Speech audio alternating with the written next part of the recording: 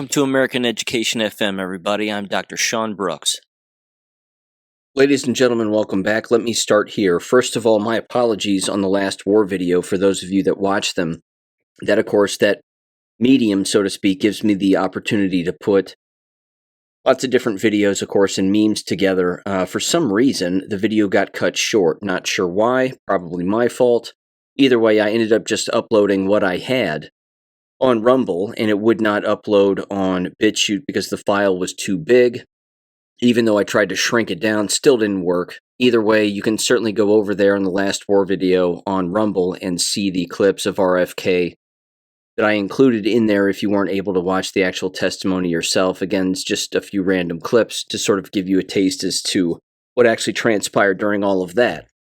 Again, kind of for the sake of brevity, I'm not really going to play a lot of the audio here on the show, even though I said I would. I feel like you should almost see it yourself. So I highly encourage going over there on Rumble and watching what is available there, certainly, again, within my war video. I'll include much more, of course, during the Saturday night's war video, assuming that there are no technical difficulties. With that said, and with that aside, let me mention this. There's, of course, plenty going on, as you're well aware. The information is too much for me to keep up with, and there's just, frankly, just too much going on. And I can't watch two things at the exact same time and then bring that information here to this show. But here's what I did do. I watched the entire RFK Jr. testimony the first time. He's testifying a second time. In fact, as I'm recording this, on Thursday, he's testifying right now, or he already did. But I was watching Kash Patel, of course. At that exact same time, Tulsi Gabbard was also testifying at in another committee, basically. And so it was, a bit too much. I'm going to do my best to go back and watch those, though. And either way, I did watch the first RFK, and I watched all of Kash Patel as well. Let me summarize the RFK one just rather quickly here. First of all, the business of package inserts was not brought up. It's possible that package inserts were mentioned in the second testimony. Again, I haven't watched it, so I don't know. But it goes without saying that the number of individuals, again, on the Senate who receive pharmaceutical kickbacks, as you're well aware, is vast, and it's upwards of hundreds of thousands, if not over $1 million+. So conflicts of interest, no doubt about it. The hypocrisy, of course, is that they called out RFK for a conflict of interest and numerous conflicts of interest, which is laughable. With that said, the main theme here that continues to ring true is that those who shout the loudest have the most to lose and the most to hide. That's been the case in all of these hearings that I've seen. It will continue to be the case because they quite literally have their lives to lose. They have their so-called legacies to lose. They have everything to lose, these people. Their money, their property. Again, it's an executive order that was signed by Donald Trump the first go-around, which said if you're found guilty of serious crimes against our country, you're going to lose everything. You'll lose your property, all your money, and all of it will be owned by the government, and you will have nothing. These people have everything to lose. These senators, certainly the ones on the left, are screaming at these nominees. In particular, again, Adam Schiff against Kash Patel. Those exchanges were amazing. Adam Schiff has everything to lose. He's been involved in treason, the likes of which possibly this country's never even seen before. And yet he's been placed in the Senate, so he thinks, in a position to try to highlight something or bring down Kash Patel or RFK, or anybody else. Whoever it is, again, certainly Pam Bondi, the individuals that testified in front of him. Again, he has the most to lose. And he's being exposed because that Trump effect of sort of the Fauci effect kind of thing is always happening even with these senators. They are in the spotlight. They are showing everybody how stupid they are. I would go so far as to say you have more generational eyes on these hearings than ever before. I mean, you have more young people watching these hearings, I think, than anything that's ever occurred in the past. They're highly entertaining. But again, there are endless things that are not being brought up. So the RFK hearing, again, was very well done. As far as word usage goes, there was one moment that was rather consistent throughout, I thought, where senators were asking him about his stance on vaccinations. And they were saying, you're for vaccinations, but then over here on these shows or on these podcasts or in these publications, you've said that no vaccinations are healthy. And then they would look at him and say, well, what do you think? And what's with that contradiction? The fact is there is no contradiction. He's correct in both regards, and here's why. So stay with me on this because I think that the word usage matters. He knows that vaccination is a word and a method of delivering a substance to a person. So when he says he's pro-vaccination, he's not saying he's pro-poison inside the needle. He's saying putting a needle in a person to deliver something is not a bad way to deliver something if the thing inside of the needle, and the syringe rather, is healthy and not poisonous. When he has said there's no such thing as a healthy vaccination in the past, he means that too, because he knows full well that everything that is in a syringe under the, whatever you want to call it, the guise of vaccination is in fact poisonous. That's undeniable. All of the chemicals inside of vaccinations are poisonous. They do not belong inside of a human body. Again, is it possible that in the future, actual delivery methods of an actual vaccination, a needle and syringe, could contain an actual medicine that does actually save a person's life? Yeah, it's possible.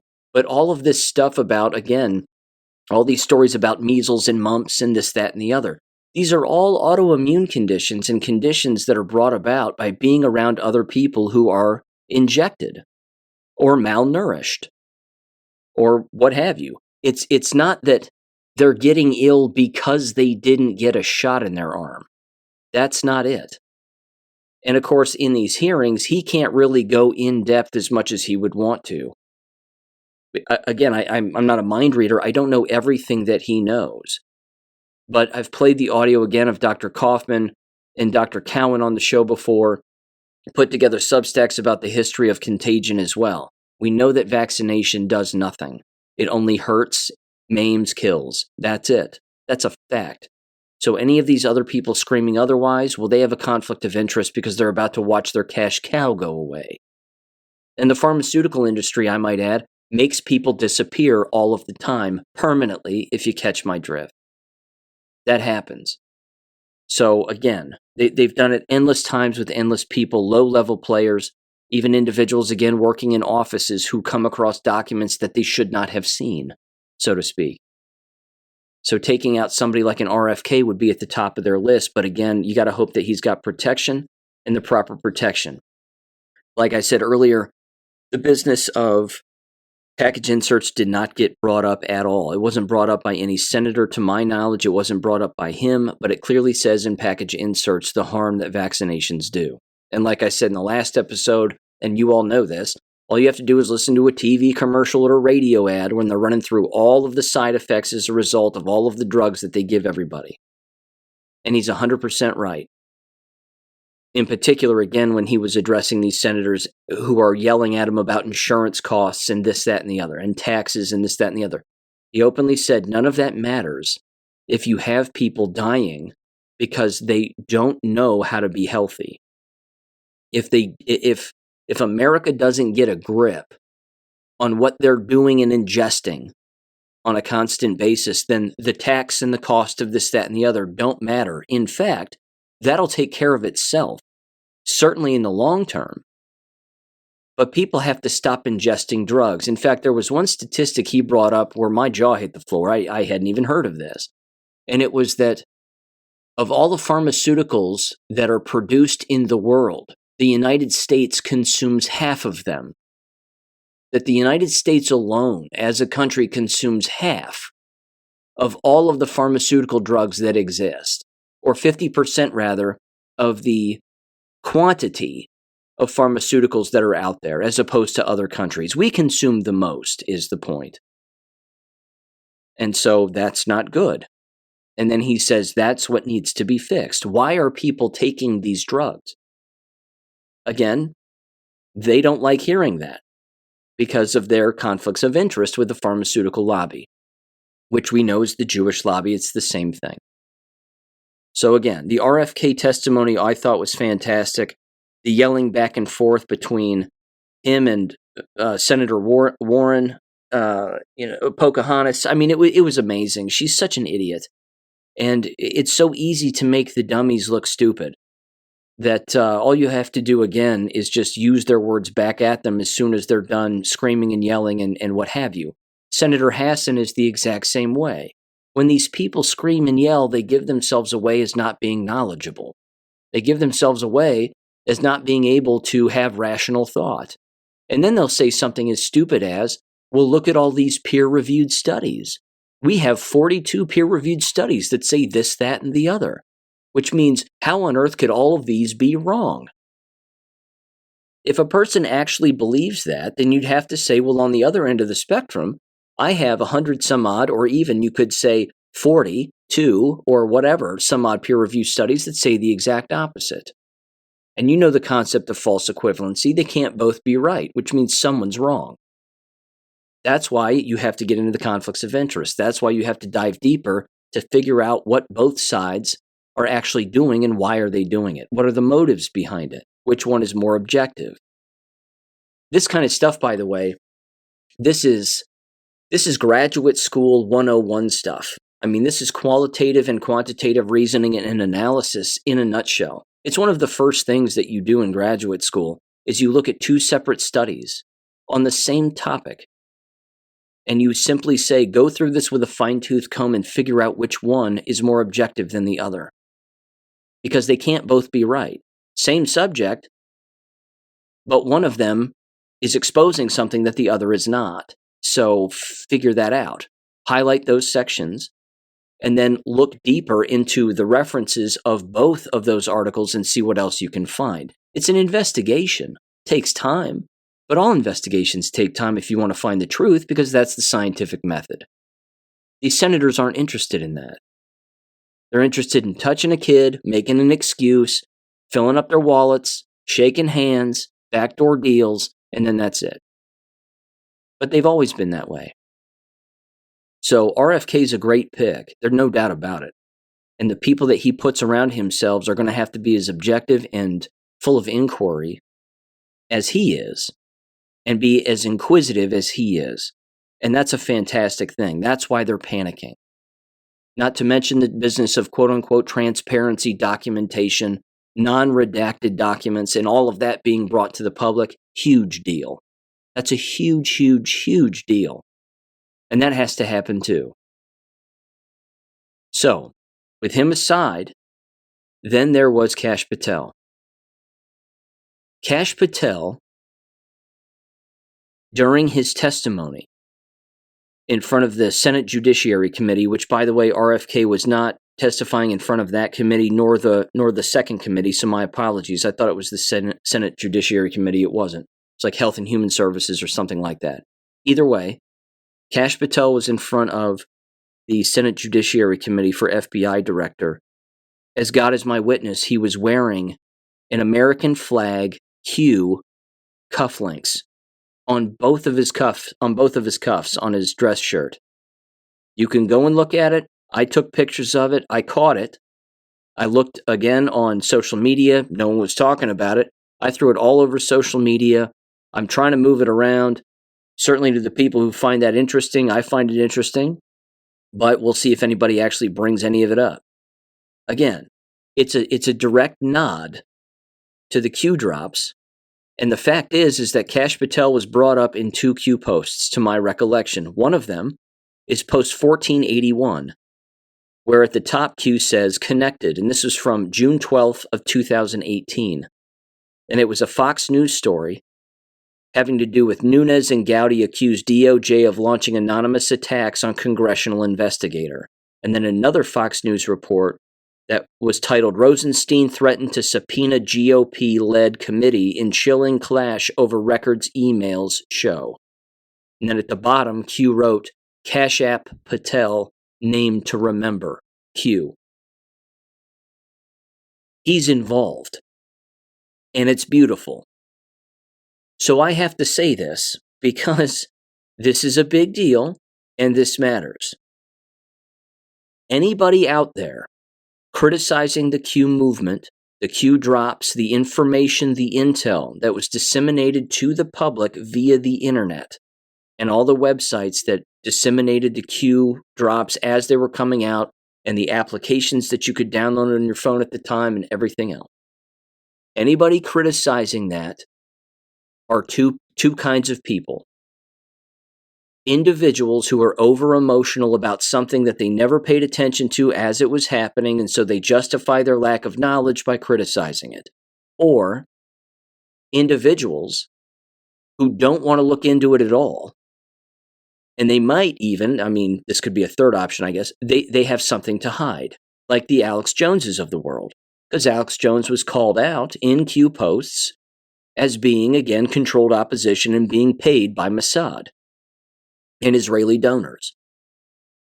So again, those who scream the loudest have the most to hide. Not to mention, he doesn't want to lose viewers and listeners, and he certainly didn't back then because he was watching his influence grow, but if he brings up Q posts, well, that's more objective than Alex Jones. So then, people stop listening to Alex Jones and they pay attention to something else. In fact, during the entire hearing, at no point were Q drops even mentioned.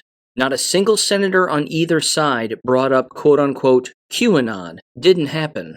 There is no QAnon, of course. There's only Q and Anons. Only Senator Grassley brought it up as the chairman of the committee at the very beginning in his opening statements. And here's what he said. He asked Kash Patel if he subscribed to the QAnon conspiracy. And here's how Kash put it as he's wearing his Q cufflinks. God bless him. He said, I do not subscribe to any baseless conspiracy. Keywords there, key usage. He said baseless.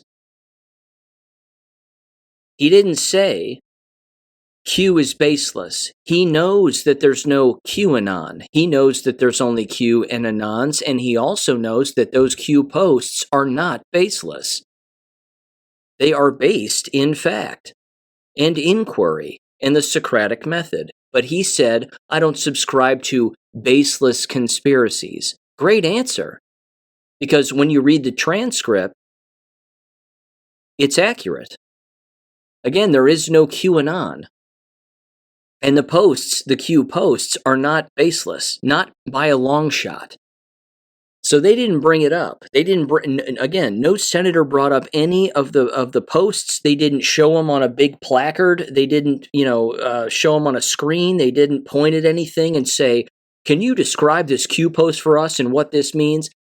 If they'd have done that, it'd have been game over. He could have said, I don't know what that's referring to, but it seems rather serious. They would have been digging themselves more of a grave than they already dug themselves. I'm going to say it again. Kash Patel was wearing Q cufflinks in the hearing. This is not some psyop in a bad way. There is a plan. We're watching it take place. And in my opinion, having watched the entire thing with Kash Patel, he is the first and only FBI director and nominee who is the most objective, direct, and has a job to do, and he knows exactly what it is. He is 100% clean. And one of the other ways you can tell that is because everybody on the left in the Senate was complimenting everybody from the past FBI directors and all of those nitwits and saying that all of them are the standard, the gold standard, the Robert Muellers of the world, the James Comeys, the Christopher Wrays, and J. Edgar Hoover, and blah, blah, blah. All of them. That all of those individuals were the best since sliced bread. And how dare somebody like Kash Patel come in at the pleasure of the president and do what? What's he going to do? The 2020 election was stolen. He knows that. He knows who was involved in all of that. He knows about the Russia treason and all of that stuff. He's well aware. He knows what the FBI and the players in the FBI and the DOJ were doing at the time to go after Donald Trump before, during, and even after his 2016 election. He knows. Kash Patel needs prayers from all of us, and he needs our support because this dude's legit. He's legit. And he, again, was asked the same kinds of questions that Pam Bondi was asked, which, again, had to do with the 2020 election. Did Joe Biden win the 2020 election? And they have a line. They have a script. And it's obvious why they're putting it that way and why Kash Patel and Pam Bondi said it the way that they said it. They're saying he was approved by the Senate, he was confirmed to be the president, and he served in the White House. They're not saying he won, because he didn't, because he knows that Joe Biden didn't. It was stolen. Once that's rectified, all hell's going to break loose. So, regarding very quickly the helicopter crash hitting the plane, I don't know what's going on with that. I know that there's endless stories out there about all of that. The timing of that, ladies and gentlemen, is not an accident. That is not coincidental. There are no coincidences that exist. It happened the night before Kash Patel was going to testify, and that RFK was going to testify again, and Tulsi Gabbard was going to testify for the first time. It's not an accident. It's a low ball play for either the bad guys to control the situation or divert attention or what have you. Delay something, delay a hearing, delay a meeting, delay a confirmation, whatever it may be. I don't know what happened with the whole crash scene. I don't know. But like I said, a lot of theories bouncing around. Self-controlled Blackhawks without pilots. Hacked chips that hack the entire mainframe on how to operate one of those, that it can be stolen out of the pilot's hands. Other theories, again, what did the pilot hit the airplane on purpose because something was on the airplane, the passenger plane, that needed to be taken down? Was the airplane hijacked? And so they sent up one of the Blackhawks remotely to run into the airplane to knock it down. I don't know. And we may never know. Because if it's classified information, we're not going to know. But we are at war, and people had better understand that. There's a lot going on here, and it's seriously jacked up. And yeah, people are getting killed. And that's not going to stop because it's a war, and that's the way that it goes. But Kash Patel specifically has these people by the balls, and I love it.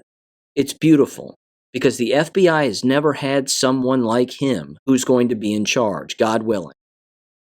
He can clean house. He can surround himself with the most knowledgeable patriots who have been around him, who have been loyal from the word go.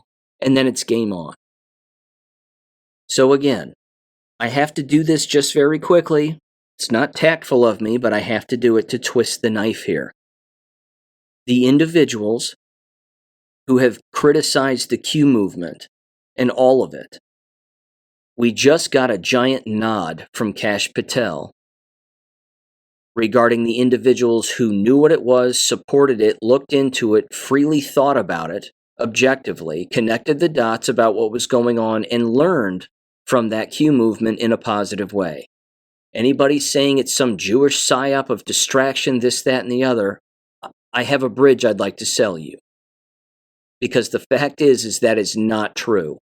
So to the Stu Peterses out there, the Alex Joneses, the Dr. Dave Jandas, and all these other people who say there is no plan, go to hell, get off your butt off the couch, and blah, blah, blah. These people haven't read a Q post in their life. They weren't following along at the time. They still aren't reading it and looking at the depth and the breadth of all of it. The thousands of posts that were happening in real time, and they just dismiss it. And then, of course, do the whole Donald Trump is a Jewish psyop and he's completely controlled and he's a closet Zionist or an in-your-face Zionist in XYZ. There's more going on here than they can possibly imagine. Now, let me say this too. The Department of Homeland Security, just the other day, or Donald Trump made this the case anyway, and DHS has to do what he says. They stopped all grants and all funding to the charitable, quote-unquote, organizations that were bringing in illegal aliens. That's gone. That means Jewish family services and Catholic family services or Catholic family charities are no longer receiving money to fly in illegals, give them clothes, t-shirts, and give them a place to live and a card and a phone and whatever else. That's all done with now. You can tell that some people don't want to mention Jewish family services for the very basic reason they don't even bring it up. Kristi Noem was on Fox News the other day when the news broke about it on Will Kane's show, which I happened to be just looking at very briefly, and I thought, okay, I'll tune in and see what she says. And she brought it up, and I was looking at the screen, and I went, say Jewish family services, just say it, and she didn't. But she did say that she didn't know that these were bad organizations. She said, I didn't know about all these NGOs and all this stuff, a couple of years ago. I didn't even know that this is what they were doing. I thought they were doing good things, and maybe they have in the past, but they've been doing this whole time, and that's not good. Yes. It's not that every single person who is working for Donald Trump right now is awake. They're not as awake as we are. Let's face it. They just aren't. Some of them are more awake than us and know far more about what's really going on than we do. They certainly know the long-term plan, like a Kash Patel would. He's involved. Of this, I have no doubt. And I think the cufflinks are pretty much the dead giveaway. I don't think that's some trick he's playing on people. But again, I would love for them to say, remember Jewish family services? Yep, they were doing that too, and well, they're not doing that anymore. Again, they would bring up Catholic family charities, but they weren't naming all of the NGOs that were associated with human and child trafficking of illegal aliens into our country. That would be nice if we got that huge list of all of those NGOs that were involved, because again, some of them happen to be Jewish. And that would be worth noting, certainly for your average American who thinks that they can do no wrong. Now, with that said, let me mention this too, because I know that, again, a lot of people are screaming about this as well. I want to get into the executive orders here briefly. And I want to read through some of these because they're important. The first one regarding anti-Semitism and additional measures to combat anti-Semitism. You cannot create, as we all know, an executive order about something that does not exist. There's no such thing as anti-Semitism. Everybody has the right to free speech. Everybody has the right to free expression, except, of course, if you're an illegal alien or you're here on a visa, a student visa, a work visa, something along those lines. Our laws apply to you, but it's a thin line between what you can and cannot do because, of course, you're not a citizen, which means you're going to get shipped back. Now, there are varying degrees as to, of course, what all of this means. So let me give you a couple of examples just off the top of my head here. There was endless footage, as we know, after the October 7th fake attack, which was a complete false flag perpetuated by Israel and the IDF and Zionists. We know that. It had nothing to do with actual Palestinians, certainly not Christian Palestinians or innocent people. I don't think that they would ever want to bring harm on themselves when they're already living in a shoebox filled with sand and they're completely surrounded and have no weapons to defend themselves. I mean, it's preposterous. Not to mention in the last war video, you can clearly see that my theory of those Palestinians, quote unquote, wearing the black pajamas with the green headbands as they're rolling out these female Jews on stage and saying, these are the terrorists. The one female in the one clip, I believe, threw it up on social media. She's smiling. She walks past the individual holding the AK-47 who's pretending to be a Hamas Palestinian, and she smiles at him. They make eye contact. He looks away, and she turns around with a huge smile on her face, and she stands there with a huge smile on her face. Is that the way you behave when you've been held captive by people with AK-47s? Are you shooting them a wink and a smile and blushing a little bit when you walk past your so-called captors? I don't think so. It's fake. That's all. People who study human behavior can pick this up. When those interactions take place, it's blatantly obvious that it's not what you're being told. So with that aside, very quickly, on college campuses, we know that after October 7th, there were endless ridiculous things happening, which of course I've brought up on the show before, certainly at the time. The individuals driving the trucks around college campuses and showing the Palestinians' faces and names on the side of those video trucks, who bought the trucks? Who drove the trucks? It was Jews. They were the ones driving the trucks, funding the trucks, but no questions were asked about who was driving the trucks, who funded the trucks, and why is it that they were allowed to dox Palestinian students, or Middle Eastern students, we'll say, as opposed to anybody else? Why were they allowed to get away with that? Seems like they're the ones inciting violence. Now, unfortunately, doxing is not against the law in this country. It should be, to some extent, certainly, if it's done with a motive to harm an individual or to attack an individual. To some extent, I think, anyway. But either way, that's part of what this particular executive order is saying. The issue about the executive order, though, is it's double-edged. This is a double-edged sword. This can be used against anybody who is being, quote-unquote, harassed. As a matter of fact, in Section 2 of the policy, it's the second paragraph down, it says, quote, "It shall be the policy of the United States to combat," we know anti-Semitism isn't correct, but it says anti-Semitism vigorously, using all available and appropriate legal tools to prosecute, remove, or otherwise hold to account the perpetrators of unlawful anti-Semitic harassment and violence. The key word there is unlawful. Anti-Semitism is not a law. It's a made-up phrase. Harassment is the law and against the law, and violence is too. So on college campuses, even most recently, I've seen footage of individuals who are dressed up like Palestinians with the kaifa scarf around their face and sunglasses, and they will walk into a college classroom and engage in a video demonstration, passing out flyers in the middle of a college classroom. That's disorderly conduct. That's harassment. Failure to leave in a situation like that is against the law. If they're there on a work visa, then yeah, kick them out of school, kick them out of the country. But again, that goes both ways.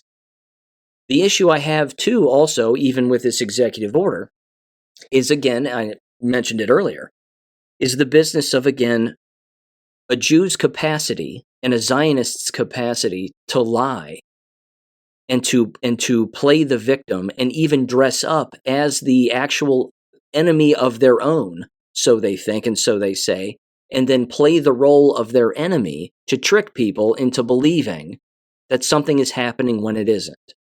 Just like during the so-called college protests and everything else. A lot of the people stirring up all that violence, if you want to call it that, or all of that so-called turmoil, a lot of them were Jewish.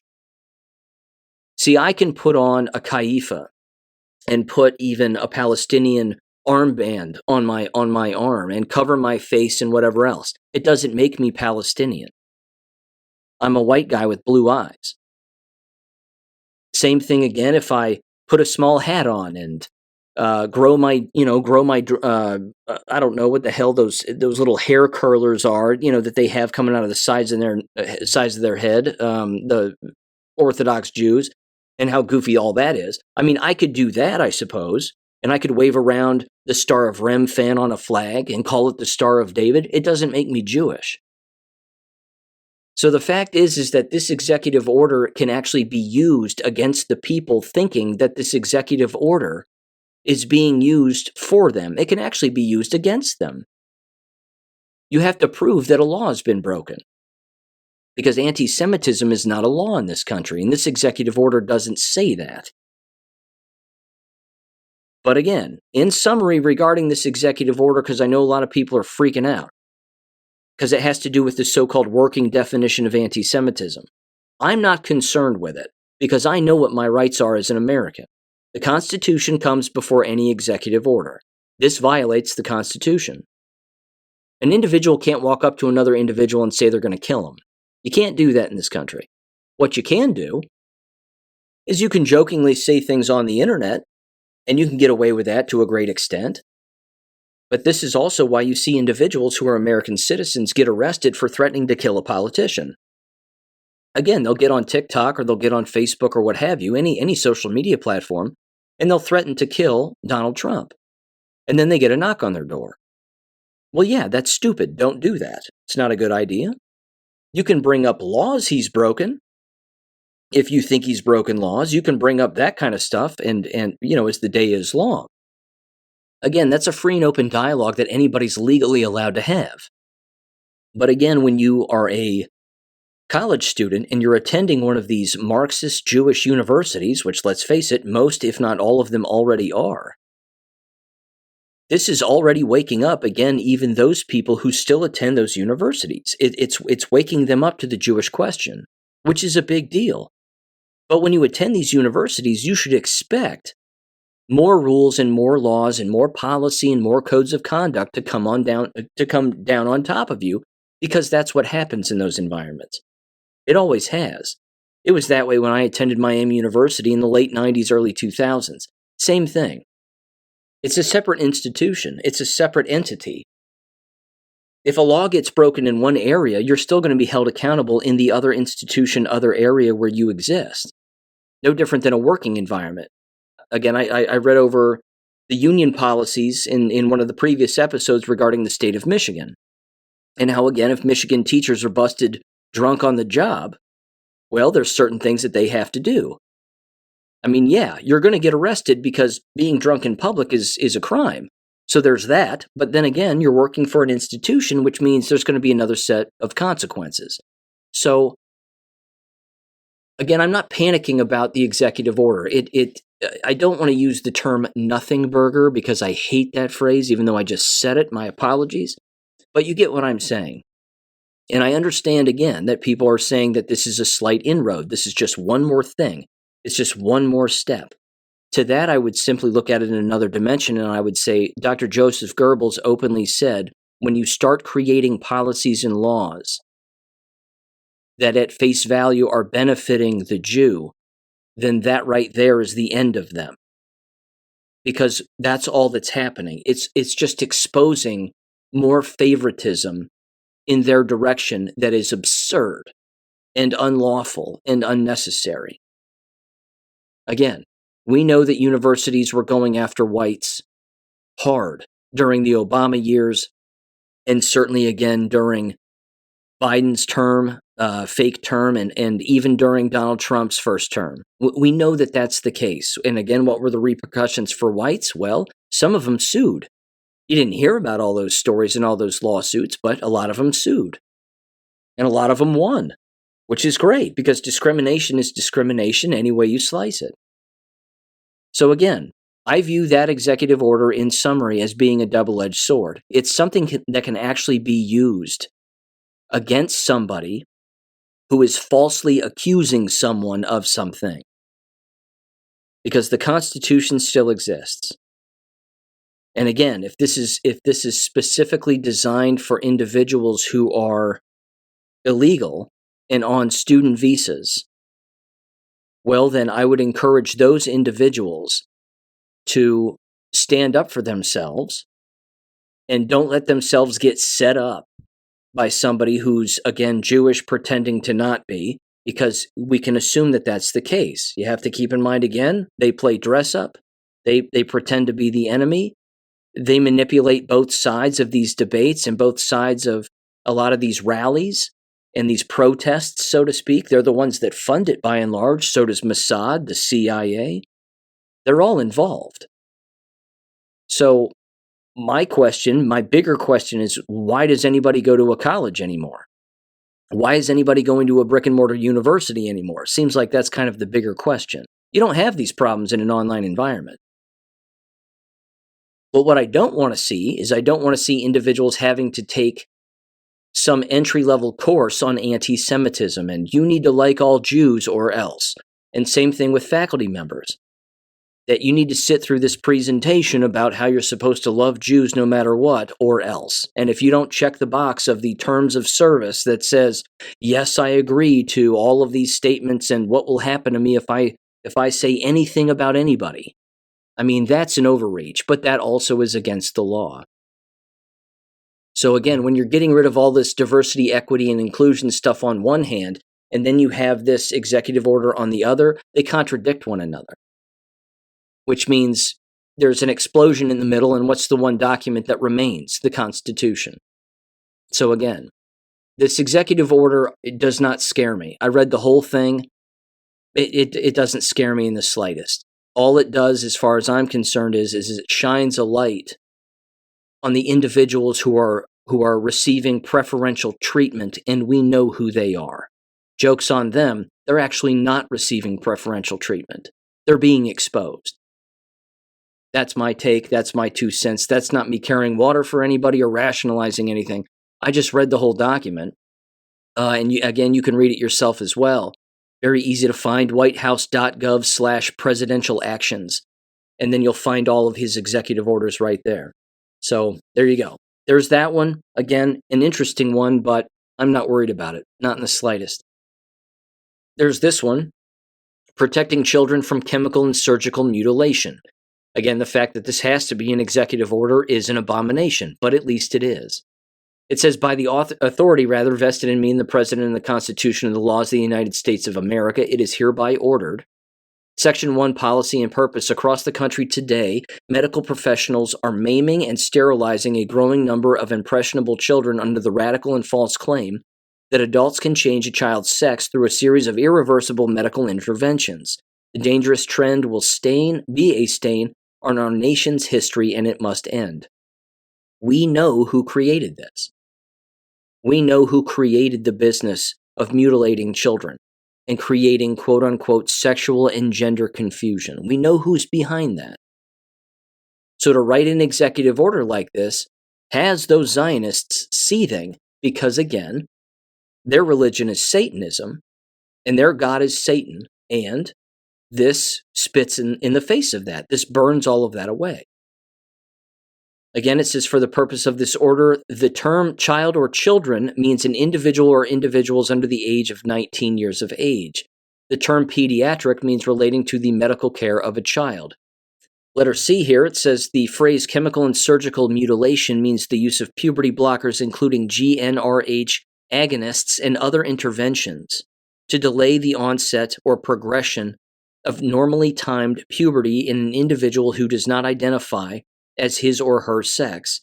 The use of sex hormones such as androgen blockers, estrogen, progesterone, or testosterone rather, to align with an individual's physical appearance with the identity that differs from his or her sex, and surgical procedures and attempts to transform an individual's physical appearance to align with the identity that differs from his or her sex, or that attempt to alter or remove an individual's sexual organs to minimize or destroy their natural biological functions.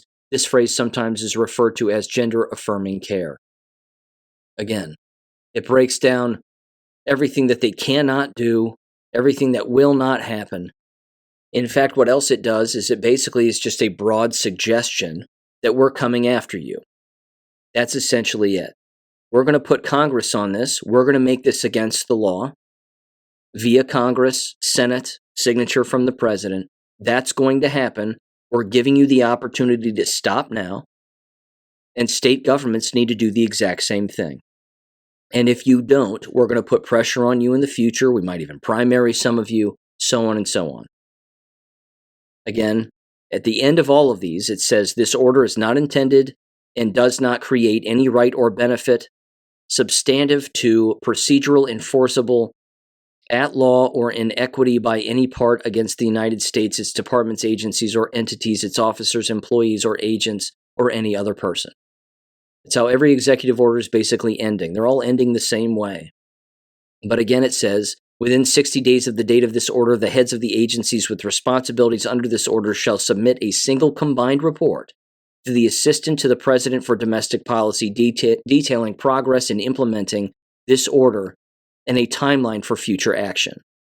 It's basically, again, saying you need to do something about this now, which is awesome. And then there's this one. The executive order having to do with ending radical indoctrination in K-12 schools. This was very lengthy. Now, as you've heard me say a million times, and I think you're on board with this, is that the real problem, of course, exists within the ears, and between the ears, rather, of the individuals who work in these environments. Yes, the material is false. Yes, they're not teaching the material, they're teaching their feelings, their political ideologies, because, again, that's what they're familiar with, and they're relying on the television to be their curricular driver, so to speak. So when you see school boards seething about all of these executive orders and we're not allowed to do this anymore and we're not allowed to do that anymore, they get over emotional about it because they don't know what else to do, because they don't have the intelligence to actually teach anything. They don't, again, they believe that if they don't have their political ideologies and then money backing it, then what else are they to do? So I would encourage people to first think about this before I read some of this executive order. Anytime in the business of education, when you hear any politician specifically, or even any school board member or administrator, building level administrator, or even school teacher, if they say the following, if they say, we don't have the funds to do what we need to do, or we need more money to do the thing that we need to do, and you can't take this away from children because they need the funds and we need the money and XYZ. What they're really saying is, we don't have the intelligence to teach our subject. That's the real thing that they're saying. Because it isn't money that has anything to do with teaching and learning, educating, guiding, and retaining information and becoming a wise human being. Money has nothing to do with that. What they're openly admitting when they say they don't have money is they're tied intellectually to all of the things that money purchases for them, and without that, they're basically a complete fool. So they're openly admitting again that their intellect is tied to technological tools. So they think. It's been brought up again on the show before. Numerous other individuals have brought it up that when the lights go out in a school building and everybody loses internet for a couple of hours, all the teachers lose their minds because they don't know what to do. They don't know how to teach unless there's a piece of technology that's turned on. They don't know how to guide individuals in any kind of instruction unless there's a technological tool to be used. Then that's not education, that's indoctrination. And when the indoctrination is quite literally the form of instruction, that's a huge problem. Now, the issue with this executive order that I have, and I do have an issue with it, is that while it advises the readmission and reestablishing, as it's listed here in Section 4 of the 1776 Commission, that promotes patriotic education, a history of our country, the Constitution and the teaching of that, the Bill of Rights, the Declaration of Independence, the Revolutionary War, etc., etc. The question I have is how much truth is going to be told? Who's going to really be in charge of that curriculum? That's going to be the question, I think, that just remains throughout all of this. Again, anybody can learn about the real history of our country away from brick and mortar universities and brick and mortar schools, any K-12 schools specifically, anytime they want. It takes more investigation rather than just watching a documentary on the History Channel or watching a documentary on YouTube. There's a deeper history to it, which is going to tell you, again, the more full truth about it. And that takes, again, a lot of investigation and a lot of inquiry. So my hope for the 1776 Commission is that it's a good start, I would say, but I just have more questions about it. Like, again, how far is it going to go? How much are you actually going to teach? Is it going to be a real progressive education, telling the truth from the word go and then building on that truth? Or is it going to be sort of the cheerleading approach to how our country came about? Are they going to teach them really about maritime law and what happened at the end of the Revolutionary War, let alone who actually took the first shot that got the whole thing rolling, which of course was us, because we wanted to get it rolling and it was time to get it rolling? Again, is that going to be taught? Who's to say? But this commission again says it's going to be composed of no more than 20 members who shall be appointed by the president for a term of 2 years. The 1776 commission shall be made up of individuals from outside the federal government with relative experience or subject matter expertise. Great. I hope that's the case. I hope it's not filled with Jewish lobby Zionists like Charlie Kirk and Corey DeAngelis potentially, and libs of TikTok, and or Chris Rufo and some of these other people. I hope that that's not the case. There are more qualified individuals, certainly historians, who could, again, build a stronger curriculum that can be used nationwide, which wouldn't be a bad thing. But ultimately, we should not rely on brick and mortar schools to be the sole disseminator of information when it comes to the truth about our country and how it was founded and what's gone on since.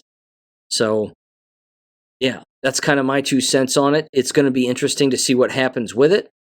Additional patriotic education measures are also built into this as well.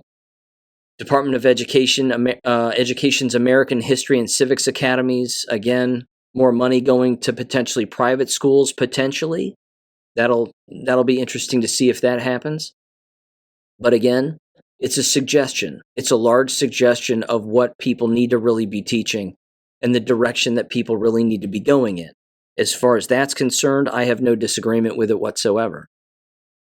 Again, the American K-12 school, as you all know, is a battlefield. It is a political and ideological battlefield, and it became a battlefield because of course, the Frankfurt School and the communist Jews who came over from Europe to Columbia University, then spread out to Harvard, Yale, and then went everywhere, and then embedded themselves like ticks, and then started to suck all the life out of everybody and get everybody to basically be as miserable as they are. And say that, well, we need to start teaching our feelings and teach other people to be activists and XYZ. That's why you have the problems that you have. If executive orders stem the tide in that a little bit, I'm all for it. If they don't, and it causes these individuals again to double down or triple down on their, Zionistic, Marxist, communist agenda, well, it exposes them even further then.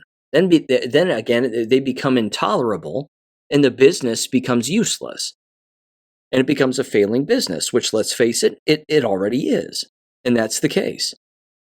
In fact, to get very specific regarding books and books in K-12 libraries, this was from Sign of the Times last week. My apologies, about 4 days ago. And it was titled, Trump Department of Education Dismisses Meritless Book Ban Complaints.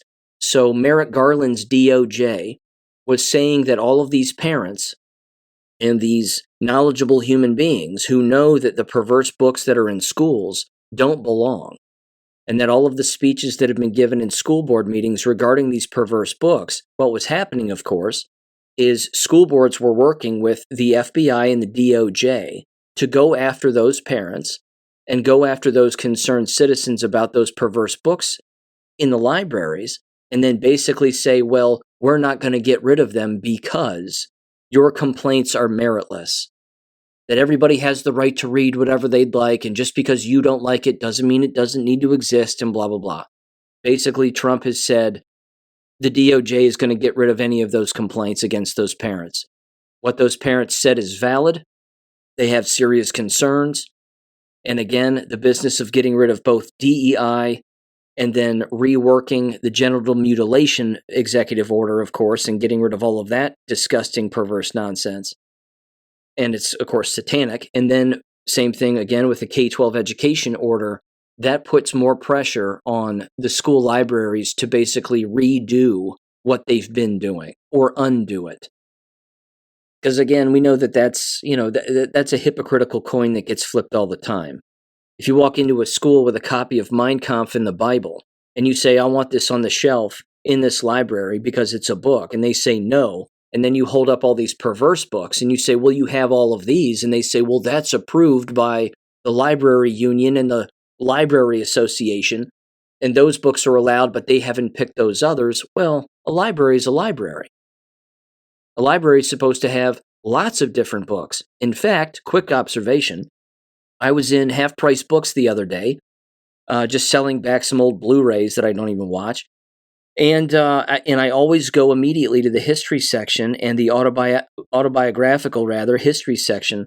Half Price Books, it's laughable, but Half Price Books has 3 shelves, and in Half Price Books they have labeled on the shelf either the name of the author or the alphabetized first letter of the last name of the author. They have 3 shelves that say Adolf Hitler and Nazi books. I mean, that's the actual that's the actual category on the shelf. And when you look at the books that are there, as you would expect, it's all propaganda. You're not going to find a single book like the books that you find at Money Tree Publishing or armreg.co.uk, which again, shameless plug, but you can go over there and get 15 and 20%, or 15 and 10% off if you use the promo codes, American Education FM or AEFM. But either way, you're not going to find those books on those shelves, because the people working the counters, of course, would take those books and either throw them in the trash or get rid of them or whatever. It's all just evil propaganda that exists on those shelves. So that exists, again, in bookstores, because ultimately you're relying on the individuals who work within said bookstore or said library and their judgment and how, of course, free-wielding they are. And let's face it, they're not. Most of the people who run libraries are communists. It's just kind of the way that it goes. It's unfortunate, but, this is also why a lot of people don't go to libraries or bookstores anymore, because it's just crap. But either way, to summarize regarding the parents, again, the DOJ in any cases that they had against these parents has been deemed baseless and has been removed. Again, the Department of Education has dismissed 11 complaints, it says, related to book bans, and eliminated a Biden-era position tasked with investigating school districts and parents, the agency announced Friday. So, good. That's good. Now, let me mention this very quickly. And again, I just took a bunch of random notes here, so bear with me. It's kind of not a summary, but just a number of different things here just randomly that I want to bring up. First of all, school-related. I watched the most recent Westerville City Schools Board meeting, which again is a school district in central Ohio, a large district, at least 3 high schools, middle schools, and then, of course, many elementary schools. And I've, again, brought it up before and gone in depth on it, specifically, again, regarding LifeWise and their levy, just to refresh people's memories. Here's what their school board did in the last board meeting, which was earlier this week. Classic school board move. And they do this all the time. And I'm going to call them out right now for doing it, because they're not tricking me, although they'll trick the public. They've already proposed in the previous board meeting that they want to have a levy in May, or in the springtime, I believe in May, to then again basically put up a bond issue, or not a bond issue, but a tax of sorts, where again the public pays an extra $4-some-odd million. And then, of course, they get that money and they can spend it any which way they see fit. What they've decided to do, so they say, is they voted to put a pause on that levy temporarily. And I'm using the word temporarily, they aren't. But they're saying that they're encouraging everybody to go to the State House and encourage their representatives to basically fund public education more than they already are, which they're losing funding because Ohio is kind of based when it comes to education, and they know that public education is a failing model, that it's costing way too much money and it's not producing hardly anything. Of course, joke's on everybody, it's not producing anything at all. And that's the joke that's being played on students, parents, school board members, school employees, etc., etc. It's the illusion of accomplishment, which is sad, because it's brainwashing, and I've been over that before, and you're well aware of that. What they're going to do is they're going to use the time between now and probably April, or even maybe March, and they'll say, well, we've gone to the State House now, and it's inevitable that, and pretty evident to us that they're immovable, that they're not going to move on particular subjects, and we gave it our all, and we tried, and we encouraged the public to go, and it was great that the public went and voiced their opinions, but they're just immovable and they're not going to give us any more money, so we have no choice. And then they're going to put a levy on the ballot, whether that be again in May, it pops up again in November, whatever it is. They're acting like they're not going to do it, but they're going to do it because they don't have a choice. In the previous meeting, the treasurer openly said, we need a levy. And even if one passes in May, we're still going to have a shortfall. We still won't have enough money. They're spending more money than what they have available to them. Now, they've already found upwards, I would say, of roughly $5 million in savings by not consistently re-upping the nonsense that they always re-up. Imagine what else money, all the other money, rather, that they could be saving if they started firing people. So, again, it's a classic manipulation move. Again, they're all females, bless their hearts, but they're all crazy. Not women, just these board members. And that's, again, that's the way that it is. They're all thinking alike, which means no one's thinking. And they're not solving any problems. They're just making excuses. And then engaging in the same manipulative behaviors that other school boards all over the United States engage in, and they're trying to pass this off like they're the first ones that have done it. They're tricking somebody, but they're not tricking me. So there's that. Just wanted to bring that up. Again, they also, and they couldn't help themselves, this will be the last comment I make about it, I think, but they made a comment at the end where they go around the horn as all board members and they give sort of their last 2 cents on any particular issue that they think is important. The Muslim board member, who is the interim board member, who was newly appointed before the levy failed back in 2024, right before the November election, she said the phrase or the saying, "It's okay if you're not okay." It's just a leftist, stupid saying. It's okay if you're not okay. We know that these are trying times, and blah, blah, blah. All, of course, alluding to Donald Trump being the president and daddy is back in the White House, and that bothers her. And that, of course, ICE is knocking on people's doors and scooping them up and taking them away, which is exactly what should happen, because they're here illegally. So, again, these school board members have no shame, and they have no problem taking time out of their useless time on school boards and telling everybody, again, where they stand on political issues when they shouldn't even be talking about it, because that's not their job. But we have Obama to thank for that.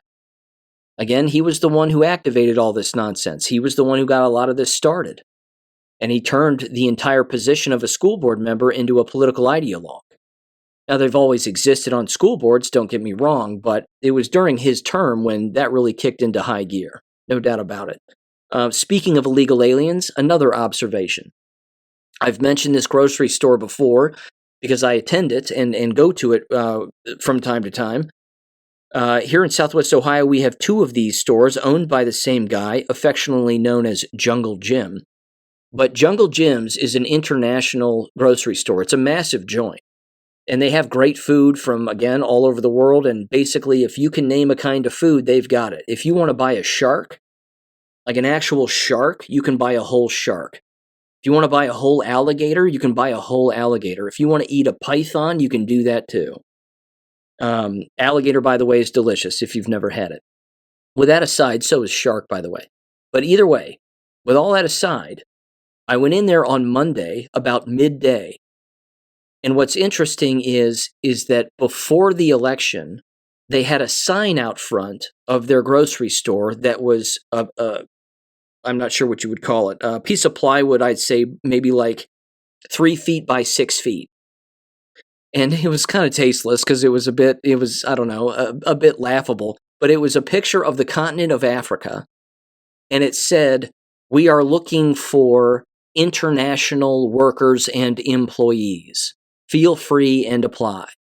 This was before the election. Donald Trump wins, that sign disappears. Now it's gone. And when I showed up on Monday, even though there were cars in the parking lot and sort of the normal amount of cars in the parking lot, the number of employees inside of Jungle Gyms visually looked less and lower than I had ever seen it. And a lot of the, I would say, stereotypical international worker, quote unquote, was gone. Now, even the customers there, it seemed like there were way less customers there also. But the place is normally packed to the gills. The point that I'm making is, it wouldn't surprise me in the slightest if these individuals are afraid of getting arrested by ICE. So they're quite literally just staying home, or they're on the run, or they're self-deporting. This is possible. So, again, I could be wrong, but it looked like that, certainly at face value. Again, I would encourage people to pay attention to areas like that where you live and see if you're noticing the same thing. You heard me say again that I didn't think, and I was probably wrong, that the self-deportation stuff was something that was less likely to happen, and that these people were more likely to dig in like ticks.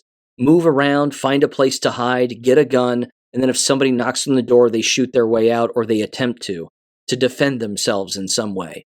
I'm not saying that hasn't happened, it certainly has. And unfortunately, there have been some ICE agents or even Border Patrol who have been shot.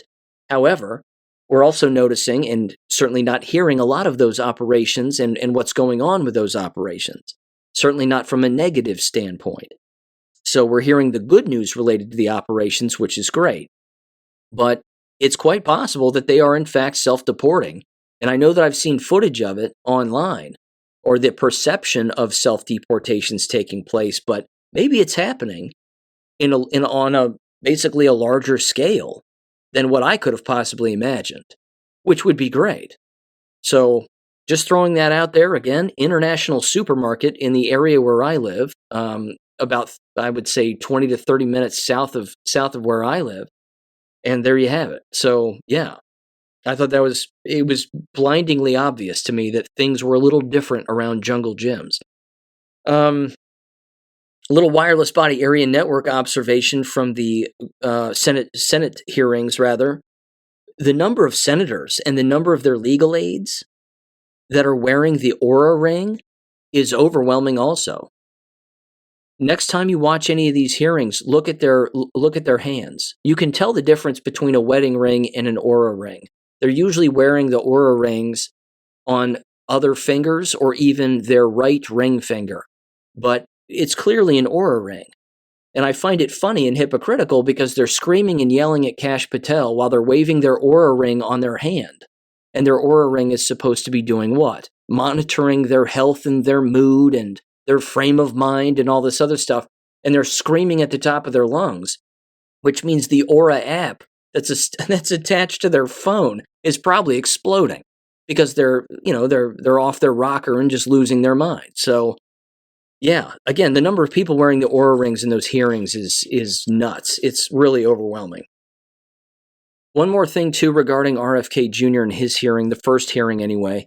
There were a lot of real doctors and even fake doctors that were outside of the hearing, out in the lawn, basically outside of the Capitol building. And they were sort of in front of a microphone and giving testimony about how everybody needs to oppose RFK Jr. The simple fact that they're setting up a camera and a microphone for them to say what they're saying that way is almost indicative of the fact that they have lost the plot. There was a Dr. Andriy, what's his last name here? Ostrovsky, I believe was his name. Jewish guy. He claims to be a pediatrician just down the street from the Capitol building. He brought his two female kids with him, his daughters. He's standing there and he's basically giving this long speech about how RFK is terrible and vaccines save lives and so on and so on. It's a complete show. It's totally tasteless, completely terrible. Basically, if you're sending your kids to him as your pediatrician, you're in deep trouble. I think that kind of goes without saying. Another guy popped in, a lawyer by the name of Zeke Miller. Again, very strange. These communists are coming out of the woodwork to try to stop all of this because, again, they have money to lose. And more people are waking up during the Great Awakening, and they're realizing that those that scream the loudest have the most to hide. And I love it. It's absolutely fantastic. So I can't wait for those to continue to take place. Continue to spend, again, and we'll spend some time and pay attention to all the yelling and the screaming that's going on. It's absolutely amazing. And by the way, the new press secretary is awesome. I watched her first press secretary hearing there in conference, addressing the media. She just slayed them. It's very refreshing to have a white blonde woman with blue eyes give a presentation as opposed to a lesbian black communist. I mean, you talk about polar opposites. It's absolutely incredible. They even tried to pin her in on the question of whether or not Donald Trump was going to do away with Black History Month. She goes, "We celebrate all American history, regardless of race, creed, religion, and America is back." And that was her answer, and then she moved on. It was awesome. It was just like, sit down, you dumbass. I mean, it was beautiful. I loved it. And finally, of course, she mentioned the whitehouse.gov/new media, where anybody can apply to be a member of the new media and to get a press credential or even be on a Zoom call, because the screens are back now. Both of those television screens are on both sides of her as she's giving her presentations to the rest of the so-called press. I love it, certainly as a presentation tool, and for the visual learners in the room, it's a fantastic thing. But I did apply to the whitehouse.gov/new media website. Not expecting a phone call in the slightest, but either way, the First Lady of the United States is going to get my last book, which of course was titled The Unmasking of American Schools, the Sanctioned Abuse of America's Teachers and Students, having to do with the shot-taking and mask-wearing, atrocity and tyranny. And there you go. That's about all I can do. Again, not expecting a phone call on any of that, but it was just funny to do. And yeah, you just give them a brief description of your show and what you do, and they can look into it if they want, and they'll probably get a little too much. They'll probably get a little more than they can handle.